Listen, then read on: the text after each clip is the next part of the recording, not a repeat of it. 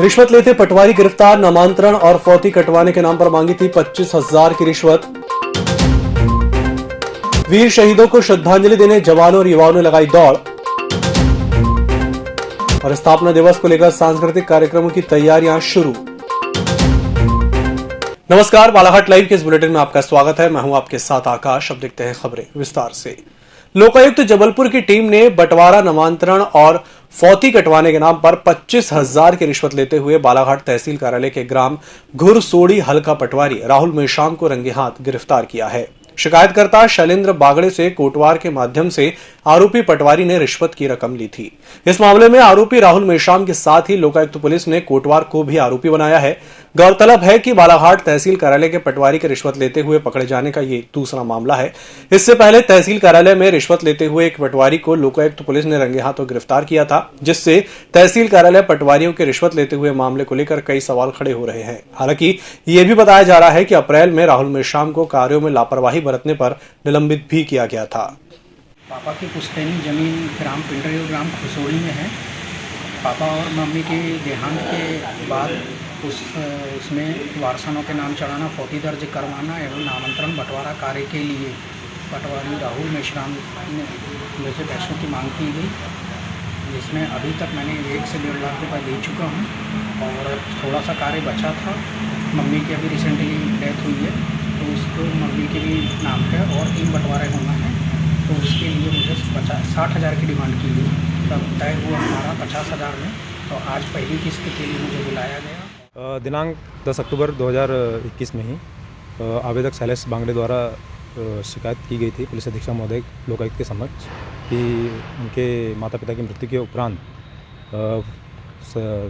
हल्का पटवारी उनसे फौती कटवाने, नामांतरण करने और बंटवारा करने के एवज में 60,000 रुपये की मांग कर रहा है करके। तो उसी शिकायत के सत्यापन के दौरान तो उसी तारतम्य में आज हल्का पटवारी राहुल मेश्राम और उसका सहयोगी नौकेलाल मेश्राम कोटवार है, ये रिश्वत लेते हुए 25,000 रुपये रिश्वत लेते हुए रंगे हाथों पकड़े गए। पुलिस झंडा दिवस के अवसर पर जिला पुलिस बल के द्वारा देश के वीर शहीदों को श्रद्धांजलि देने 30 अक्टूबर को मिनी मैराथन का आयोजन किया गया। मैराथन स्थानीय पुलिस लाइन से प्रारंभ हुई, जो रानी दुर्गावती चौक से कलेक्ट्रेट कार्यालय के सामने होते हुए आम्बेडकर चौक से जयस्तंभ चौक होते हुए पुलिस लाइन पहुंचकर संपन्न हुई, जिससे पुलिस के जवान और युवा धावकों ने बड़ी संख्या में भाग लेकर दौड़ लगाई। मैराथन में बालक वर्ग में पहला स्थान सचिन तुमसरे, दूसरा सुरेश पांजरे, तीसरा एस मात्रे, चौथा चाहत मात्रे, 5वां स्थान एस राव ने प्राप्त किया। वहीं बालिका वर्ग में पहला स्थान स्वाति पटले, दूसरा रानी सोनवा ने और तीसरा सोनल बर्डे और पुलिस प्रतियोगियों में पहला स्थान तोमेश्वर पटेल जिला पुलिस बल, दूसरा सोमनाथ 36वीं बटालियन, तीसरा स्थान शिवराज 36वीं बटालियन ने प्राप्त किया। 1 नवंबर को मध्य प्रदेश का स्थापना दिवस मनाया जाएगा, जिसको लेकर शासकीय और अशासकीय संस्थाओं में विभिन्न कार्यक्रमों का आयोजन किया जाता है। स्थापना दिवस को लेकर स्कूलों में भी तैयारियां की जा रही हैं। इसी क्रम में शासकीय उत्कृष्ट स्कूल बालाघाट में स्थापना दिवस पर सांस्कृतिक कार्यक्रमों का आयोजन किया गया, जिससे स्कूल के छात्र छात्राओं को प्रशिक्षकों द्वारा नृत्य और गायन की प्रैक्टिस कराई जा रही है। जिले के नक्सल प्रभावित क्षेत्रों में पुलिस गश्ती बढ़ाने और नक्सल प्रभावित क्षेत्रों में रहने वाले लोगों को जिले की मुख्य धारा से जोड़ने के लिए दीपावली के पूर्व सड़कों की सौगात मिली है, जहां जिले के नक्सली क्षेत्रों से 289 किलोमीटर लंबी 33 सड़क बनाई जाएगी। 256 करोड़ की लागत से बनाई जाने वाली इन सड़कों के लिए स्वीकृति मिल गई है, जिसका 15 नवंबर तक डीपीआर तैयार करने के लिए आ चुका है। यहाँ तमाम जानकारी शुक्रवार को रात सर्किट हाउस में आयोजित पत्रकार वार्ता में सांसद ढाल सिंह बिसेन ने पत्रकारों को दी। विकास की दृष्टि से एक गुड न्यूज़ मिली, जिसके लिए हमने लगातार सांसद बनने के बाद प्रयास किया था। वो है नक्सल प्रभावित क्षेत्र के लिए सड़कों का एक जाल बिछाना, जिसके कारण से पुलिस को और आम जनता को भी बहुत दिक्कत आती थी। तो उसी की कड़ी में माननीय हमारे अमित शाह जी ने बालाघाट की बात करूँ, उसमें थोड़ा बहुत पार्ट कुछ मध्य प्रदेश के लिए, इसमें कुछ थोड़ा बहुत पार्ट मंडला का होगा। तो एक प्रारंभिक लगभग मैंने 300 करोड़ का प्रपोजल बना के उस समय पर समथिंग 300-350 करोड़ के बीच में तो दिया था, जिसमें से अभी हमारी लगभग 289 किलोमीटर लंबाई की 33 सड़कों की स्वीकृति प्राप्त हुई है। और लगभग ये 200 जो एस्टिमेट कास्ट है 256 करोड़ के लगभग होगी। तो इसका निर्देश विभाग की ओर से बहुत जल्द 15 नवंबर तक DPR बना के प्रस्तुत करने के लिए उन्होंने निर्देशित किया विभाग ने। बालाघाट सिवनी राजमार्ग से सटे एक बाबुल के पेड़ को अज्ञात वाहन द्वारा ठोस मारकर क्षतिग्रस्त करने पर पेड़ का ऊपरी हिस्सा राजमार्ग पर आने से लगभग 2 घंटे तक दोपहिया चौपाहिया वाहनों का आवागमन अवरुद्ध रहा। वाहन मार्ग की पटरी से होकर निकलने लगे और निकलने वाले वाहनों की लंबी कतार लग गई। आवागमन बाधित होने की जानकारी मिलते ही प्रशासन द्वारा क्षतिग्रस्त बाबुल के पेड़ की टहनियों को काटकर आवागमन बहाल किया गया। लालबर्रा विकासखंड अंतर्गत आने वाले समस्त हाई स्कूल और हायर सेकेंडरी स्कूल के हिंदी और अंग्रेजी विषयों के विषय शिक्षक शिक्षिकाओं को मास्टर ट्रेनरों द्वारा अंग्रेजी और हिंदी विषय का प्रशिक्षण दिया गया। जानकारी देते हुए शासकीय उत्कृष्ट विद्यालय लालबर्रा प्राचार्य और प्रशिक्षण नोडल अधिकारी BL चौधरी ने बताया कि लालबर्रा विकासखंड अंतर्गत आने वाले कुल 38 हाई स्कूल और हायर सेकेंडरी स्कूलों में संचालित समस्त विषयों के विषय शिक्षकों को 24 अक्टूबर से मास्टर ट्रेनरों द्वारा ट्रेनिंग दी जा रही है। आज का हमारा टॉपिक है स्कूल रीओपनिंग पर उपस्थिति की स्थिति।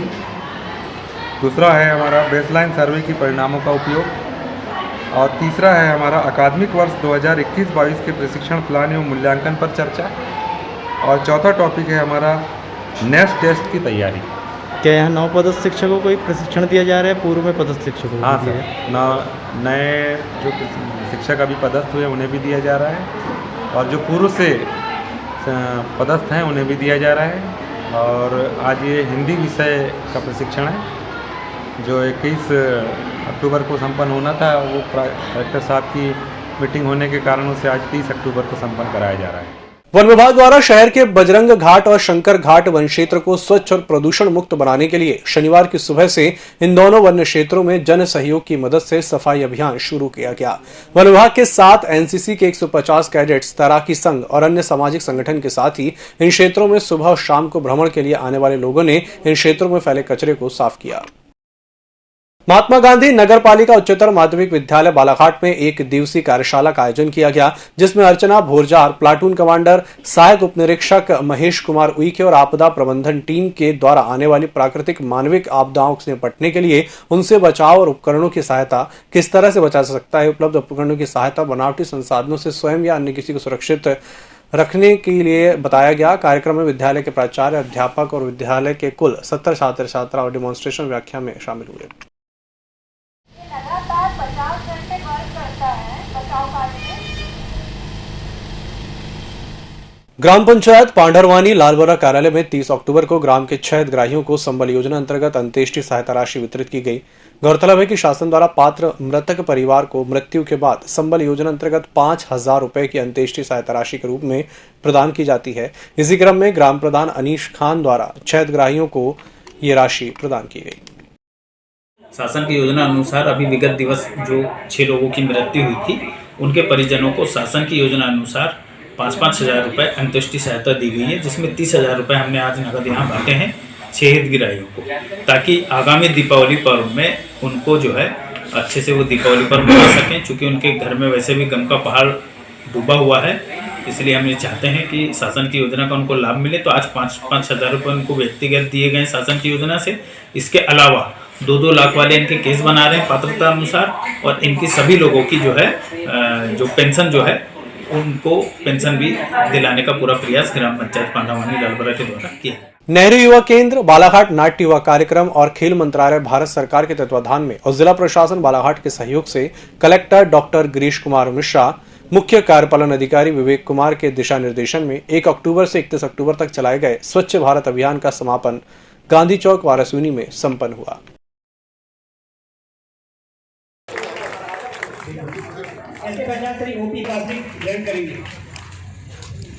नाफाड़े जी और तमाम 6 शहरी विकास अभिकरण के नाफाड़े साहब को देंगे। मैं ये पूछना चाहता हूँ, हम तो बहुत पढ़े लिखे लोग हो गए आज की तारीख में, बड़े सिविलाइज लोग हैं आज की तारीख में। हमारे पूर्वज तो पढ़ते भी नहीं थे, स्कूल भी नहीं थे, 5वीं तो बहुत दूर की बात है, सब अनपढ़ लगभग होते थे। पर जरा ये विचार करिए, वो अपने जीवन में जो उन्होंने किया था, क्या उसका कुछ अंश मात्र भी हम कर पा रहे हैं? क्या कर पा रहे हैं? क्या हम अपनी संस्कृति को बचाने का काम कर रहे हैं? क्या हम अपनी प्रकृति को बचाने का काम करने में हम कितना आगे कर रहे हैं? जरा सोचिए, जब वो पढ़े लिखे नहीं थे तब भी गांव के बाहर पर्यावरण को बचाने के लिए बहुत बड़ा पीपल का वृक्ष लगाते थे। गांव भर के लोग जाकर उस पर जल चढ़ाते थे। क्या था ये? क्या था ये? हमारे देश ने पिछले कुछ सालों में गांधी जी के सपने को आगे बढ़ाया है। स्वच्छता अभियान के तहत हमारे प्रधानमंत्री ने इसमें बहुत काम किया है और आज उसका असर दिखता है। बड़े बड़े बस स्टैंडों में, एरोड्रम में, रेलवे स्टेशन में, बड़े बड़े मार्केट में लोगों में जागरूकता ही है और उसका असर है कि हमारे देश में स्वच्छता का जवाब बढ़ा है।